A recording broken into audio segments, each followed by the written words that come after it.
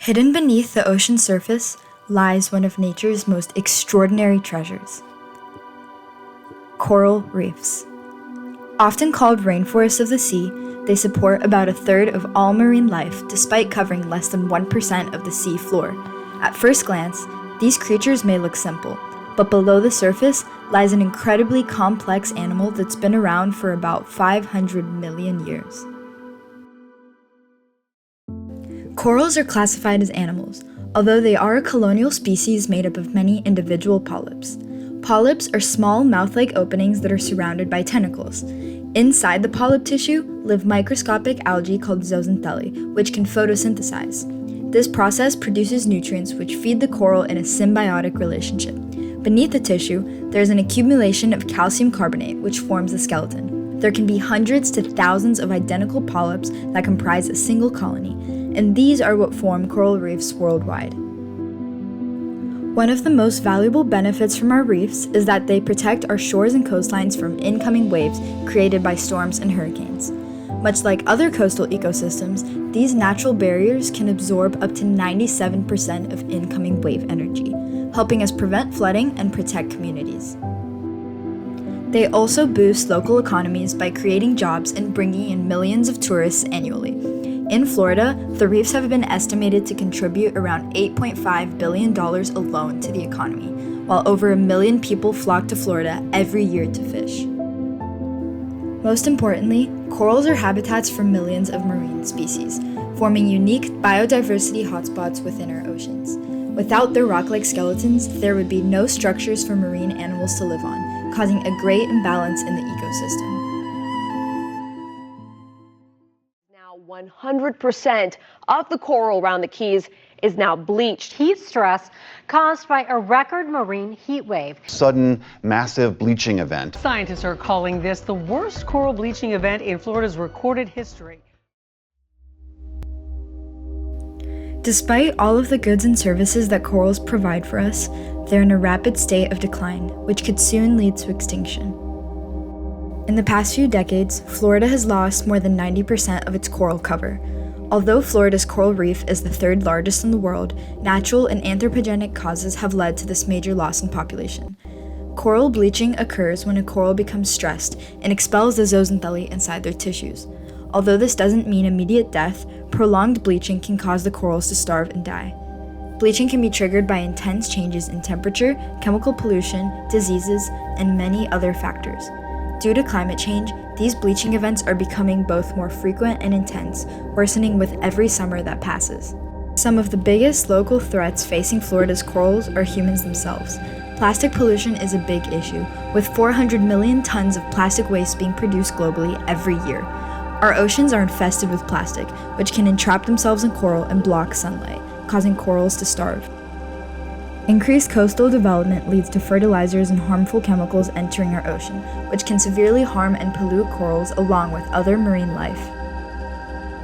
Although corals are a valuable asset that attract tourists to Florida, tourists can cause direct harm to the corals due to unsafe recreational activities such as boating and diving.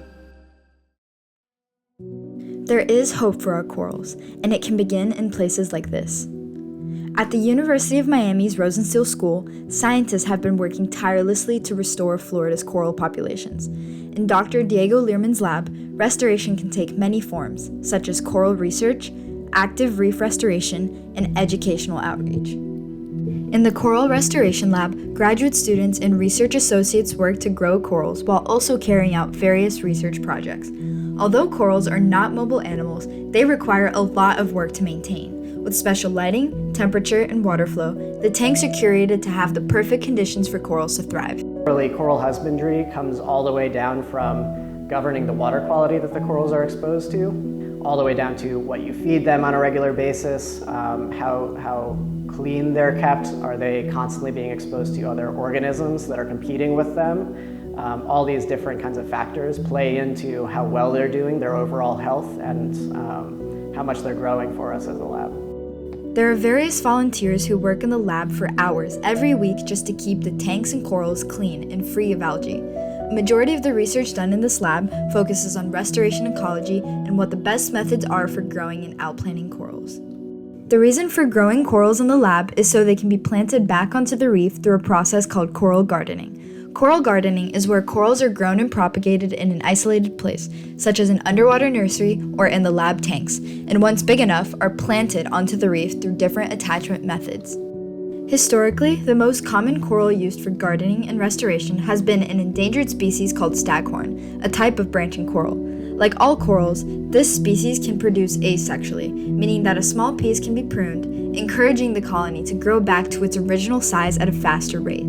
Scientists take advantage of this process by fragmenting the corals and using the pieces to multiply the amount of colonies from 4 to 40 to 400. These fragments are then hung onto our underwater coral trees. Once large enough, pieces from the nurseries are then collected and planted onto reefs with a reef-safe cement mixture. I've been doing restoration for a long time, probably a decade. Early on, restoration was at a much smaller scale, so we were growing several hundred corals, planting several hundred corals per year. As we were able to improve the growing and husbandry techniques, then we were faced with the need to expand our outplanting efforts. So we realized early on that we needed help. And this is where Rescue a Reef comes in.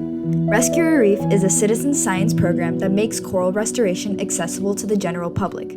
They host public expeditions for community members to join them at the nurseries and learn about coral outplanting through immersive, hands-on experiences. Although coral restoration is a growing practice, there continues to be a communication barrier between scientists and non-scientists. The best way to ensure that the general public is educated about these ongoing issues is to showcase the work that goes into maintaining and repopulating our reefs. By allowing participants to get a glimpse of what happens behind the scenes of restoration, they are able to go home with more knowledge and empathy towards corals, which they can then share with their own social circles. Rescue Reef was designed to open the door up to any individual who wanted to learn and help. And so that was really what the vision was. And it took some trial and error to figure out how to build a citizen science program out of coral restoration. But we're proud to say that we've been doing this for about 10 years now with over 1,000 people coming in the boat with us. And those individuals, those community members, helping to restore over 10,000 corals back onto Florida's coral reef. By bringing scientists and the general public together, the Rescue a Reef program hopes to spread awareness about the issues facing corals, not only to educate, but to encourage others to have a deeper understanding of the importance of corals and how our actions can impact them.